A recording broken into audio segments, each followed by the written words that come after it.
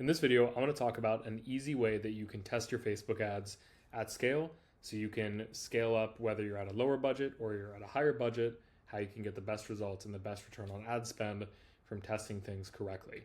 Now, there's a ton of different ways that you could structure your ad account and structure the testing that you're doing. A lot of people will have a lot of different opinions and experience on it, but this is just personally what's worked best for me. And I'm going to be showing this and kind of the setup of scaling and structuring everything inside of my own ad account with an account where I'm actually getting sales results and spending some money on. First things first, before when it comes to actually setting up a lot of the tests and scaling things, you actually need some content to do that. Now, you can usually get away for a little while just by testing audiences, maybe placements, and different things like that. But at some point, you need creative content, whether that's copy, creative, headline, something. You need something to be able to test consistently, and having a content engine that bumps out new creatives, new headlines, new ad copy variations is really going to be the lifeblood of your testing, which will allow you to scale. So I'll assume that you kind of have some of that. If you don't, check the description. There's tons of resources that can help you with generating more creative content.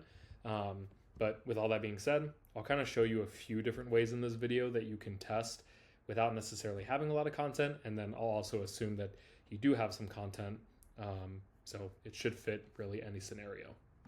Okay, so inside of this ad account here, I've got this main baseline campaign where over the past few months or past month or so, past week, I've been getting purchases. And for me, based on this product that I'm selling, this is profitable. So I want to scale this and I want to test things faster. What's the best way to do it? So first things first is actually jumping in here and seeing what was actually working. And you can see that this ad here has been working the best for me. So I want to test more of that. And the most important thing to understand with testing is to try to lock the variables as much as you can. You really only want one variable in place and you want to lock everything else. So what I mean by that is if we were to take this, I would usually duplicate this into a new campaign and I'll name it whatever I'm going to name it. And I'll call it asset testing usually. Because inside of that testing campaign, I'll have audience tests, copy tests, creative tests, etc. And it just organizes it nicely inside of the ad account to have like my general prospecting campaign, for example, that's mainly just like throwing crap at the wall. But then once you have something that works, you're going to be moving into a scaling campaign, a testing campaign like this one, and then maybe other variations of scaling or testing. But that's basically what you're going to have structure-wise here across the board. Now, depending on your budget and depending on kind of how you want to test things, there's a few ways to do it. I personally think it's a really good idea when you're testing to have your one campaign that you have, and then in that campaign, depending on how many things you're testing.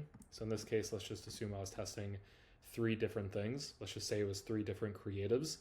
I'd recommend locking one ad per ad set and one creative within each one of those ad sets.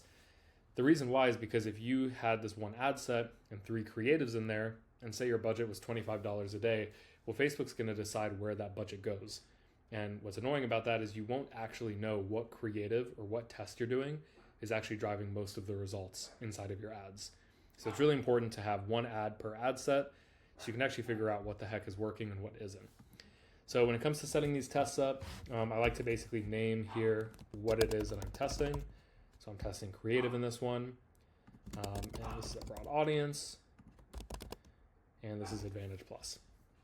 Everything else there is pretty much fine.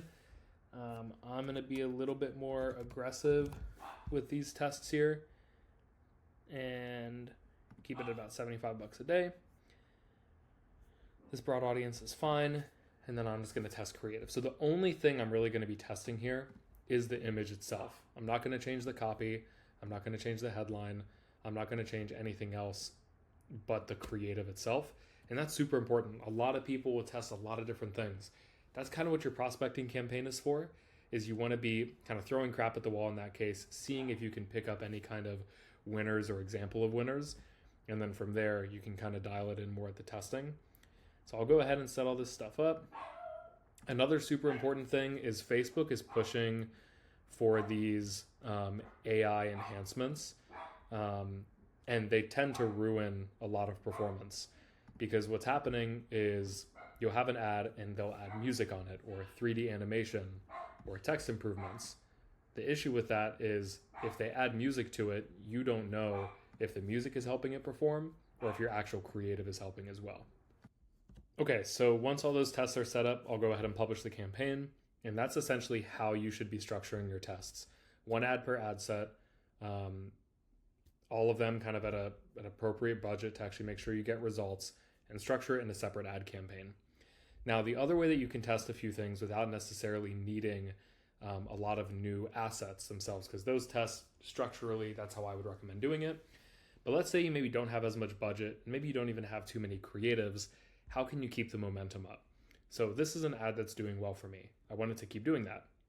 What I could do is I could duplicate this thing 2 times. And what I'm actually going to do is in this test, I am going to have multiple ads per ad set. And the reason why is because I'm not going to be testing anything like crazy different. I'm going to be doing very minor changes within each of the ad sets and each of the ads to drive some new results and drive new initial conditions. So in this case, I'll keep the budget maybe a little bit lower. I probably wouldn't recommend going below like $40 a day for some of these where you're having multiple ads per ad set. Reason why is because if you're at 40 a day, if we assume Facebook is splitting it 50-50, it's like $20 a day on each, that's probably just enough to kind of get you some results. I think even then it could be cutting it too short. And then at that point, we could test one thing, which would just be the audiences. So maybe instead of those interests, I'll just do like Photoshop and I don't know, video editing, or like Brendan Burchard, right? Doesn't really matter. Pick some general audience interests that you could kind of plug in. And we could do the same thing on this side, but maybe on this side, we would keep the audience the same, but in the ad itself, we would change something really, really minor. So maybe I'll start by adjusting the headline. So I'll say download the winning ad swipe file. And then maybe in the other ad, what I could do is I could just change the primary text. So I could say 100 plus downloadable, editable ad templates. And that's pretty much it. And those are smaller tests that you can do, and you're conserving budget by not having, in reality, it would be like 4 different ad sets, 1 ad per ad set. You're conserving budget a little bit by doing it this way. Once again, I wouldn't recommend doing this if it's a brand new, think of it like a big swing test.